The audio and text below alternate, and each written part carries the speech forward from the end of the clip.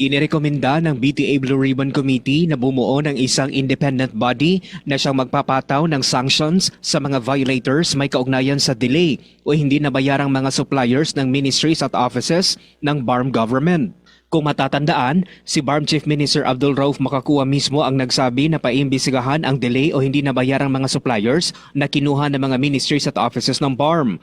Marami kasing natanggap na reklamo si Makakua, lalo na mula sa mga negosyante na nagsusupply ng kanilang serbisyo at mga produkto sa mga offices ng BARM. Si Member of Parliament Attorney Rasul Mitmog ang nanguna sa imbestigasyon at sinabi niyang tinatapos na nila ang imbestigasyon at nakahanda na anya ang kanilang mga findings at rekomendasyon na ipresenta sa plenaryo para sa posibleng legislative actions.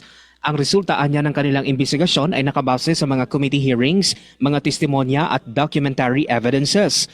Nakatulong din anya ang mga reports na natanggap ng binuong Bangsamoro Task Force ng Office of the Chief Minister na kabilang din sa nag-iimbestiga sa nasabing usapin. Binigyang diin din ni MP Mitmog na ang kanilang aksyon ay para sa mas maayos na internal processes, masigurong napoprotektahan ang mga suppliers at para sa isang transparent public service delivery. Mark Atenitay ko, NDBC Bida Balita.